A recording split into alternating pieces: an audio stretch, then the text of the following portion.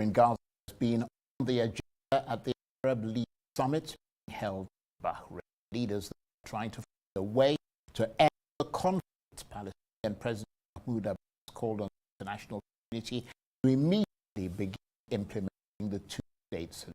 He rejected the displacement of Palestinians and what he described as a petition of the tragedy of the Nakba, saying war crimes and genocide in Gaza have been ongoing for 7 months under U.S. cover. Well, for all those stories, I'm joined now in the studio by Arise international correspondent. What's the Hamad, and he said this summit was being held under painful and unprecedented circumstances. He says the Palestinians are being denied the right to define the way that they live. They're being denied their freedoms, denied the right to a future. This is a gathering, of course, of Arab leaders, but also the UN Secretary General Antonio Guterres was there. He is urging Arab unity. He says there's no better time than now for Arab nations to unite and present that united front to the world. What struck me as quite interesting at this summit was that a lot of the speakers, a lot of the leaders urged international action, international community to do something about the war on Gaza.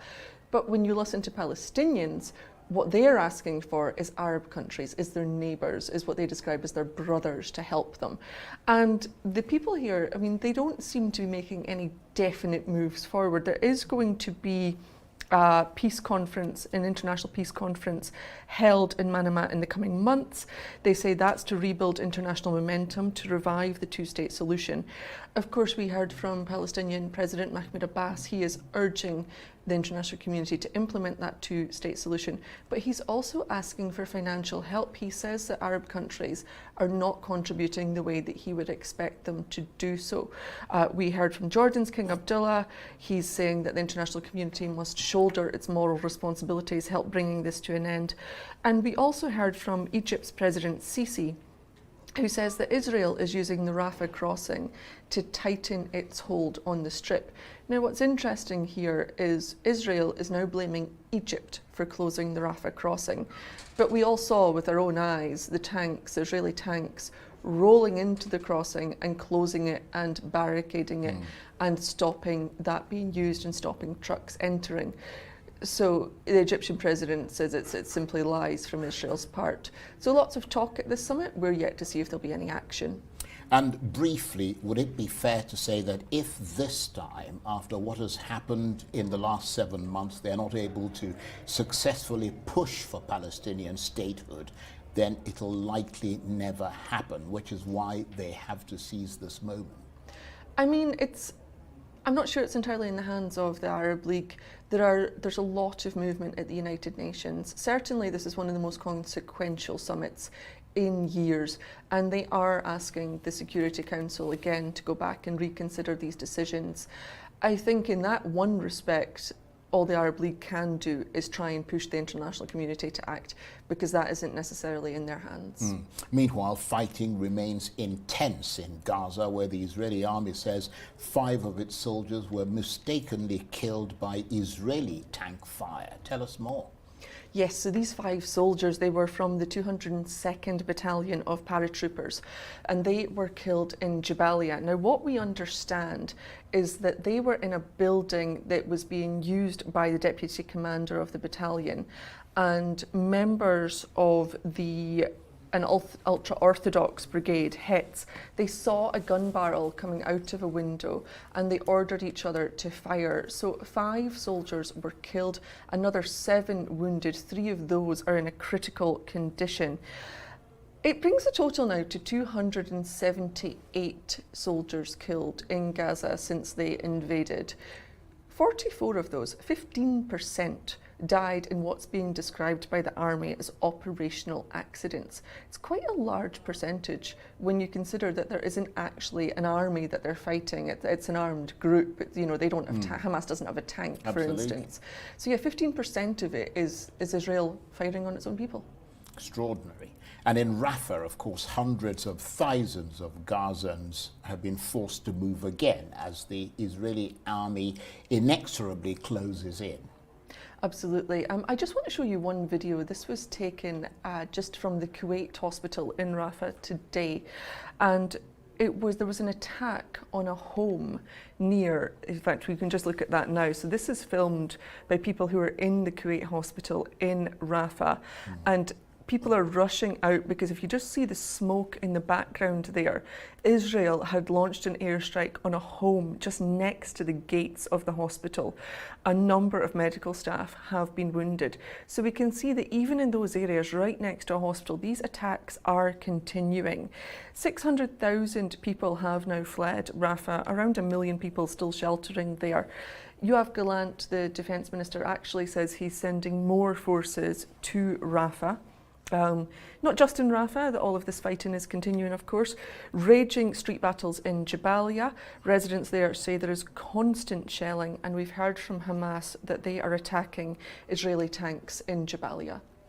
And you mentioned Yoav Galant there, who's the Israeli defense minister. He has directly challenged the Prime Minister Benjamin Netanyahu. Of course, in Israel, one can't think of a more important relationship than between the Prime Minister and the Defense Minister. Does this call into question the way the government functions? I mean, you have to wonder what the conversations in the war cabinet really are like at this point.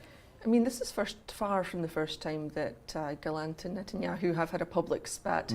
Netanyahu threatened to fire him last March, well before this war started. This has been a fractious relationship for a long time. What's happened here is Galant has said he will oppose any long-term plan for military rule of Gaza. He wants to set up an alternative Palestinian leadership, an alternative to Hamas. He said he's been trying to promote this plan since October, but he's had no response from the Israeli cabinet. Netanyahu has sort of responded. He has said that Galant is using this as an excuse for not yet having defeated Hamas. He didn't actually name Galant when he said that, but it's fairly safe to assume that he is talking about him. Netanyahu is outnumbered though. Benny Gantz has said that Galant is speaking the truth. Benny Gantz, of course, an opponent of Netanyahu's, but another member of the war cabinet and one with voting power. Netanyahu outnumbered on this, but as I say, far from the first time that these two have had a public falling out. I'm sure it won't be the last. Meanwhile, of course, Mr. Galant still presiding over the intensification of the operation against Hamas in Rafah. As you mentioned, they're sending more troops in. But let's turn to South Africa's genocide allegation against Israel over its war in Gaza. South Africa has returned to the UN's highest court. What's the country's latest argument? Their latest argument is that the situation has changed irrevocably compared to the last time that the court issued these measures, that these measures are no longer relevant, no longer appropriate, no longer strong enough. They want the court to order Israel to cease hostilities in Rafah and cease operations in other parts of Gaza. There have been quite strong statements in the ICJ today from South Africa. They say this is the last chance to save any hope of a Palestinian life in Gaza, and that the Israeli officials and Israeli members of the forces understand that their mission is to simply wipe life out in Gaza, wipe out Palestinian life. They say they've been treating evacuation areas like extermination zones, and actually the fact that the Israelis shot 5 of their own people today would back up that theory that they really are just firing indiscriminately. Rafah has been described as the final stand. The South African lawyer said without Rafah, there is no more Palestinian life in Gaza to speak of, no more Palestinian identity, and no possibility of reconstruction. They've said that Israel used the cover of the last measures that were ordered to continue and ramp up its attacks, because the court did not order it to stop. It simply said prevent genocide, which Israel does not interpret what it's doing as genocide, therefore it feels it can continue. But the arguments now is that ordering, these smaller orders to allow aid in, to safeguard civilians, simply not enough when Israel blatantly disregards what the court is saying. South Africa said today that the rule of law can only survive through the orders of this court. If the rule of law is to have any meaning, let it be today and with this case. They also said one interesting thing. that Israel is increasingly using artificial intelligence to select the Palestinians that are targets for killing by drones, by missiles fired from fighter jets. They're using this artificial intelligence and it can be very tenuous. So if you're in a WhatsApp group with someone who has been deemed a target, you can then also become a target. I mean, if you think how many That's people... a bit worrying. Exactly. How many people are you in a WhatsApp group with if one of them happens to be... Absolutely. Yeah. And you may not even know. Well, exactly. Yeah. So lots of interesting things today. Israel will have their say tomorrow. Faith, thanks very much indeed. We're up to date. Faith Orr, Arise international correspondent. And you're watching Arise News Hour. Still ahead, a man has been charged with the attempted murder of Slovakia's Prime Minister, Robert Fico. Stay with us.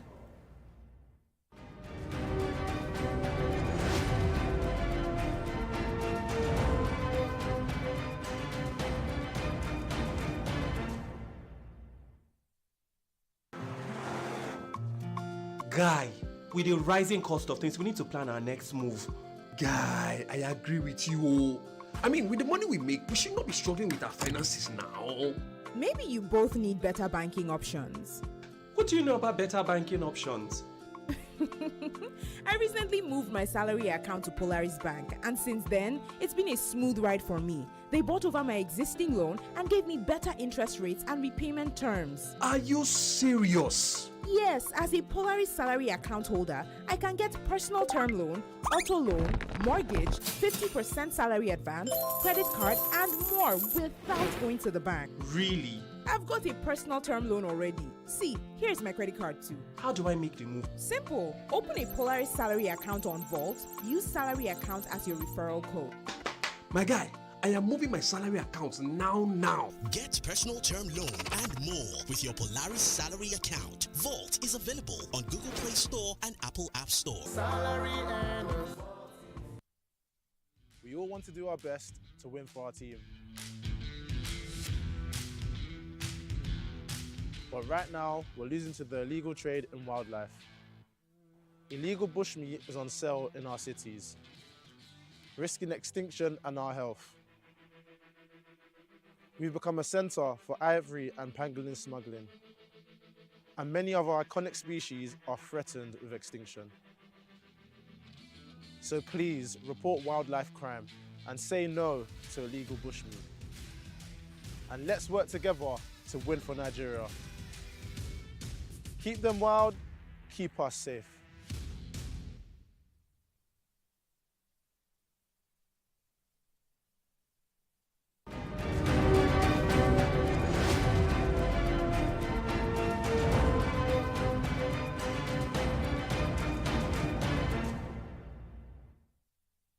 Welcome back to Arise News Hour. I'm Charles Anyagolu in Abuja. So China and Russia have put on a display of unity and mutual support during a meeting of their two leaders in Beijing. There were smiles, handshakes and warm words from both Xi Jinping and Vladimir Putin at the start of the Russian leaders' two-day visit to China. They signed a statement that promised to deepen their relationship. President Xi Jinping met the Russian leader at the Great Hall of the People, welcoming him as his old friend. Mr. Xi said that his country would always be Russia's trustworthy partner as both countries marked the 75th anniversary of diplomatic relations. President Putin said their bilateral cooperation was not directed against any other power. This is Mr. Putin's first foreign trip since his re-election, and he said it was logical that China should be his first state visit since beginning a new term in office. Correspondents say China has become Russia's lifeline after the West imposed sanctions for its invasion of Ukraine.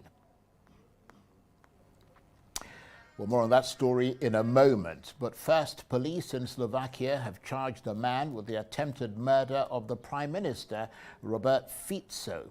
He was shot several times on Wednesday and remains in a critical condition. Government ministers told reporters the suspect had acted alone and again described the attack as politically motivated. The Interior Minister has confirmed the charges against the suspect, who's been identified as a 71-year-old man, reported to be a writer and a poet. Well, for more on these stories, I'm joined now on the line from London by Arise Eastern European Affairs analyst, Dr. Marek Laskovic. Dr. Laskovic, thank you very much indeed for joining us. So let's start with the Russia-China rapprochement, that visit. Tell us more about the significance of this Vladimir Putin's visit to Beijing.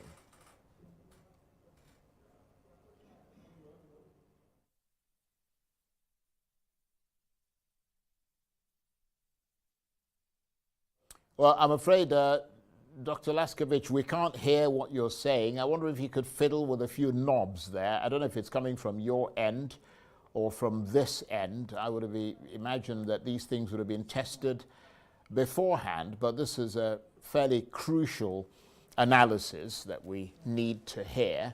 We're going to talk a little bit about the relationship right now between China and Russia, a relationship which we understand has become very interconnected as a result of Russia's invasion of Ukraine and, of course, the imposition of sanctions on Russia by the West.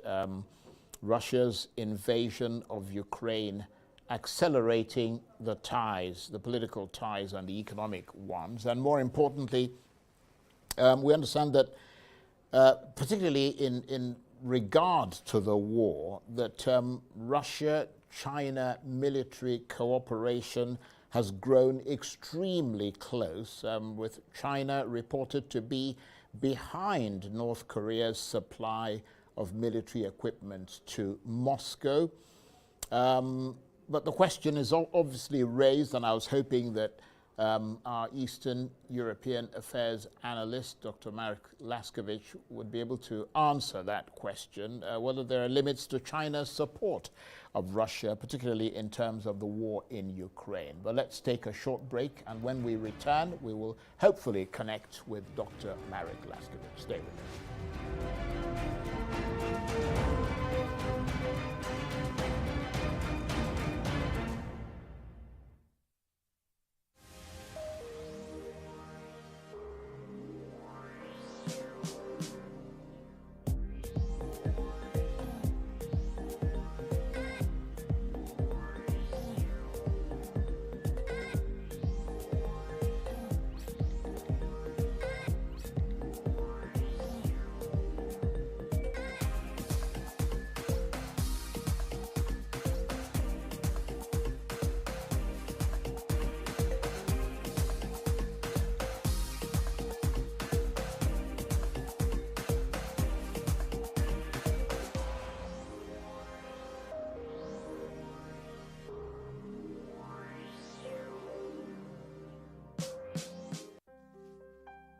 My kids are more than precious to me.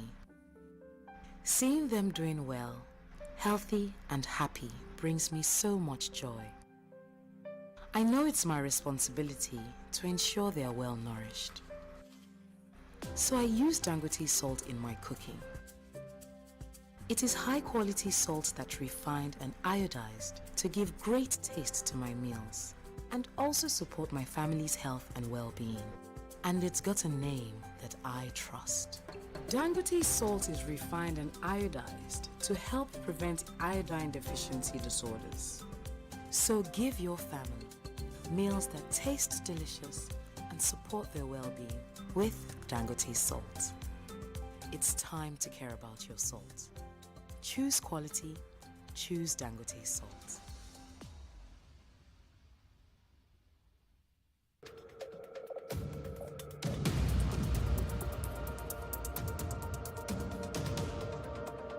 Every moment matters. Every decision. Every moment of courage. Every act of kindness. Every declaration of war is made by someone, somewhere.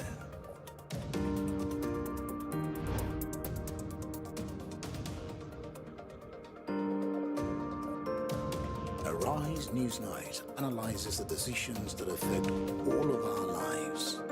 A very warm warm welcome to you. This is News Night. Every night, we bring you the moments that matter, from the top to the bottom, and in every corner of our country. We bring you a focused agenda from Nigeria, Africa, and beyond. Focus on what's important with Arise News Night.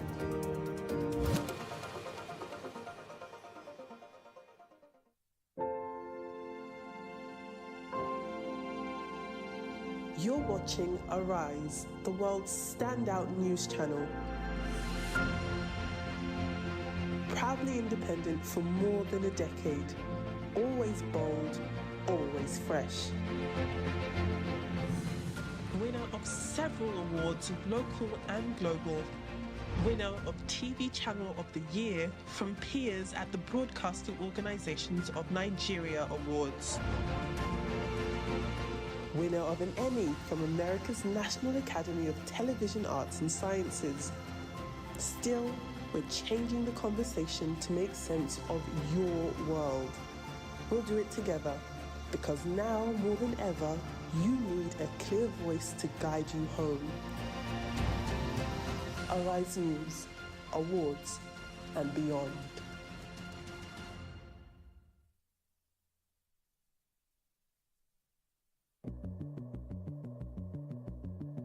It all starts with a bell. And that bell means it's business time. The bell rings in London, Lagos, Cairo, and Joburg, kicking off a new day of opportunities. New idea being born and bought, deals being done, big global players winning big or losing it all. IPOs, mergers, takeovers, stocks, bonds, and commodities. In the business world, the winner takes the spoils. In the business day, every moment matters. Trust us to be your guide to the highs and lows of the global marketplace. We will round up the business day with up, what's down, the bears and the bulls, and what to watch out for. This is Arise Exchange.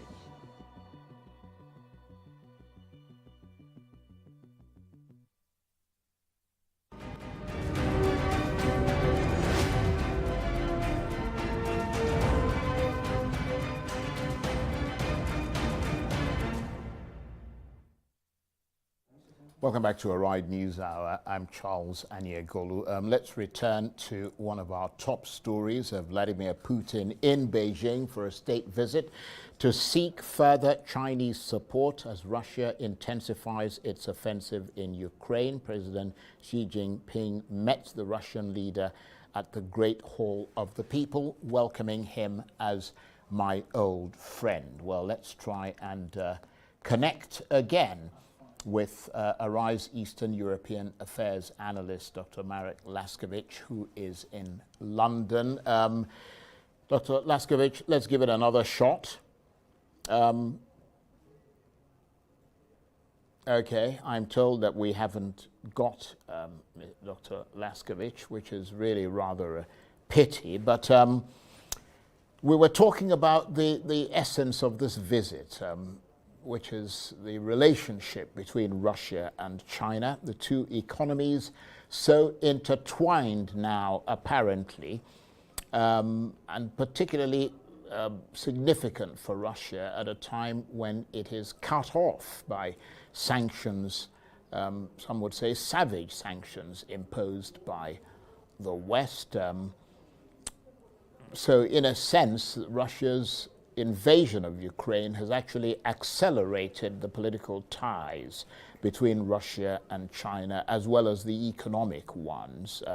So there's a huge trade taking place between the two countries.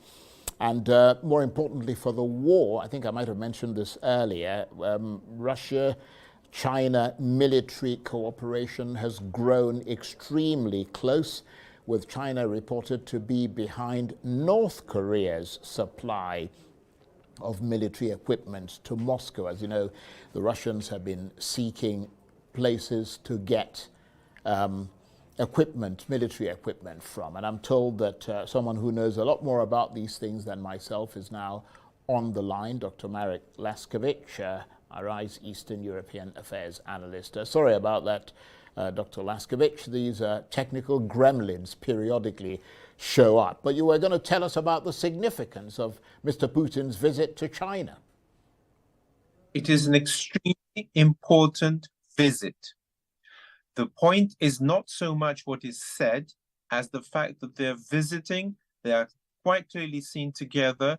The implication is that China is everything except a formal ally in the war. They have deep business connections, they have political links, and as a result, this is an extremely a visit which is pregnant with possibilities as just how far they could go further. What is quite clear is that Russia, President Putin chose to come to China first of all, as he underlined. So the significance can scarcely be overstated. What is equally important, though, is that it is not a question of, at present, they're moving forward to becoming formal allies in the war, and therefore it is from that point of view simply a confirmation of much of what was before. In other words, as before, nothing great changed, but on the other hand, very significantly, they will work together to some degree.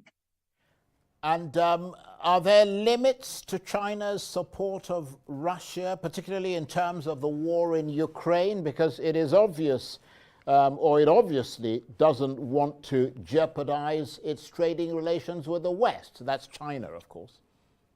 Precisely. Therefore, as I stated, it is simply more of the same in this respect. Important because it shows that whatever the pressures on China, it has chosen to stick with Russia to the degree it is. On the other hand, it is also significant that it's not going to up anything. It is not going to become a better ally. It's not become a formal ally. It will not take part in the Ukrainian war. And all these are quite significant. In any case, Russia is getting its supplies that it needs from other places, such as North Korea. So this is not a fundamental problem for President Putin. And so it is, in fact, not something I think he sought. What is important is the trade and the mutual support will go on.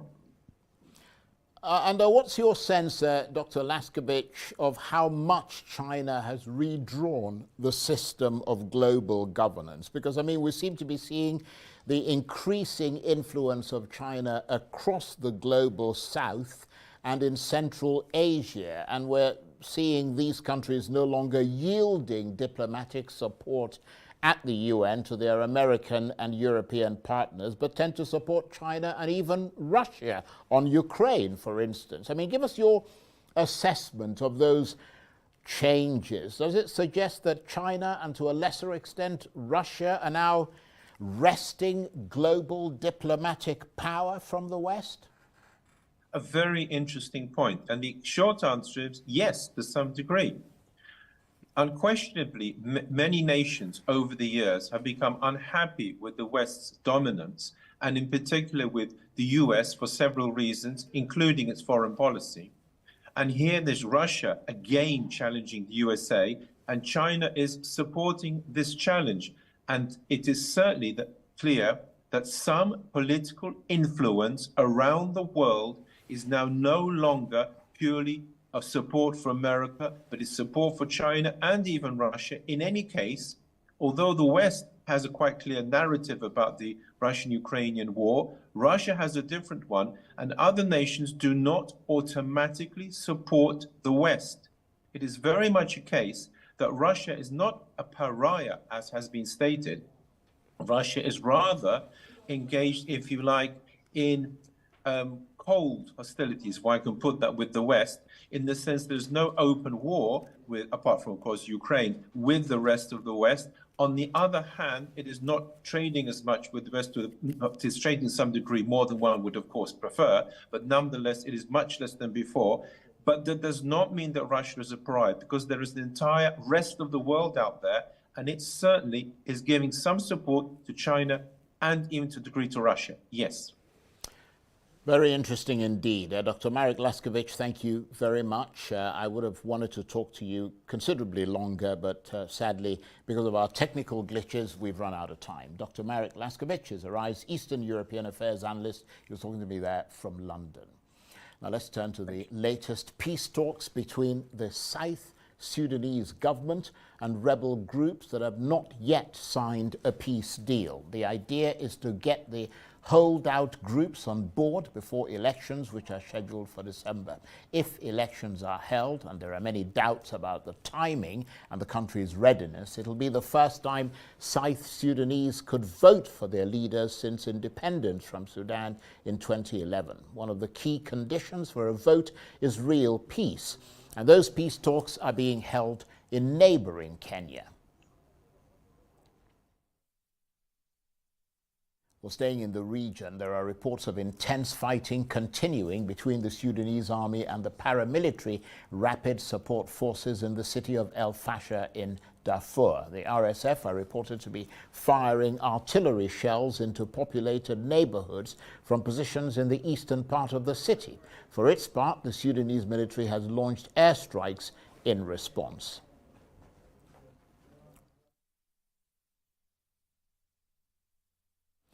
Well, for one of those stories, our Africa correspondent Mark Bichachi joins me now on the line from Nairobi. Good to see you, Mark. Thanks very much indeed for joining us. What are the major contentions between the South Sudanese government and rebel groups, which means that so far they're not in agreement with each other? Well, the issue is this, that the peace negotiation that happened in 2018 was between the current Vice President Riek Machar and the government as is. There are over a dozen other rebel groups that were not involved in that particular peace agreement, and therefore it necessitated a process of negotiations within Kenya to incorporate the 12 or so rebel groups in South Sudan that are rebelling, not just for the resources that are in South Sudan, but also for recognition of their various tribes and causes. What Salva Kiir has done in this particular moment is to bring the various rebel groups into conversation before there is a general election slated for later this year. Whether this election will happen or not largely depends on whether the South Sudanese rebels and Riek Machar will agree to a peaceful process to the elections. And not to distract you, I was just going to say, okay, well, there you are. I can see you now, because at the outset, we couldn't see your picture, something about it not being in landscape mode or something. But what level of optimism, Mark, is there that credible elections could happen this year? You might have already touched on that. Or is that essentially a joke, as one of the rebel leaders put it, given that the country is divided and engulfed in conflict? Well, it's not just that the country is divided, which it is. It's divided along tribal lines, but also this country is facing serious cash flow shortage because over 2/3 of its oil revenue has been cut short by the conflict in the Sudan.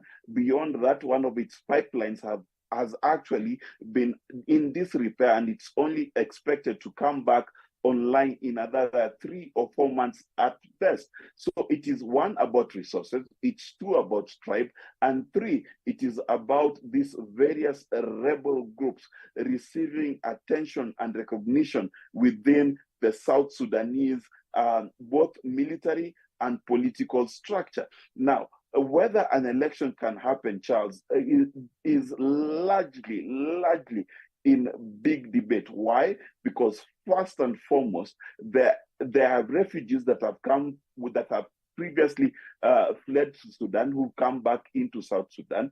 There is a very tense peace between Riek Machar and Salva Kiir. And then there's no surety whether the government that is led by Salva Kiir can actually reach to the extent of South Sudan to be able to have a free and fair election this year. I mean, how did South Sudan get to this place, Mark, after all the hope and optimism that came with independence from Sudan in 2011? When and how did this crisis begin? Well, it began by certain aircraft crash landing on its way to Sudan. That is the aircraft that led the very famous independence fighter for Sudan before Salva Kiir took over. When Salva Kiir took over, there were many deputies, including Riek Machar, who did not feel like that Salva Kiir deserves the position to inherit the long-fought battle of the Sudan. Then beyond that, the South Sudan rebel movement was not one unitary movement. It had many tribal factions. It had many political and economic factions. And what Salva Kiir is trying to do right now is to solve the issues between the economic and tribal factions that are rebelling against his government in Sudan. Mark, thanks very much indeed. Mark Bichachi is a Rise Africa correspondent. He was talking to me there on the line from Nairobi. Now, the European Union has opened a formal investigation into the social media platforms Facebook and Instagram over allegations they may be failing to protect the safety of children. The platform's parent company, Meta, has been accused of using algorithms which encourage addictive behavior in breach of EU rules. In April, the EU said it was investigating Facebook and Instagram over allegations they don't do enough to stop the spread of misinformation. Now, it's about children, specifically the suggestion that the platforms deliberately get children hooked on their content. Investigators will also examine whether they check users' ages properly amid claims that youngsters can access adult content. If Meta is found to have broken the regulations, it could be fined billions of dollars.